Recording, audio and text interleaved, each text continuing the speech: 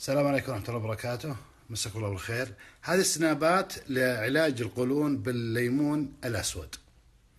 طبعا أنا ماني بطبيب، أنا مريض قولون سابق وتعذب من العذاب الأليم أكثر من 10 شهور وخسرت أكثر من 60,000 لعلاجه. العلاج هذا أبو 60,000 لا فادني وزادني مضاعفات، وشفتوني قبل أسابيع كيف حالتي سيئة جدا.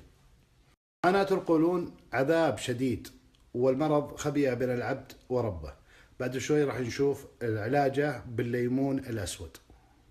هذا الليمون الأسود معروف حق الطبخ، 5 حبات تعطيه ملعقة سكر صغيرة، 10 ملعقتين، 15، 3 ملعق وهكذا.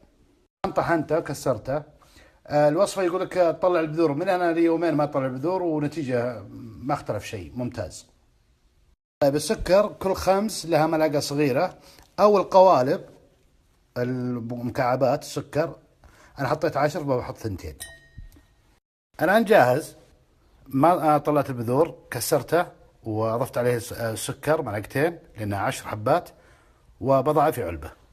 في العلبة هذه قبل الأكل ملعقة كبيرة أو ملعقتين صغار مع موية، وبعد الأكل نفس العملية، ملعقة كبيرة أو ملعقتين صغار مع موية.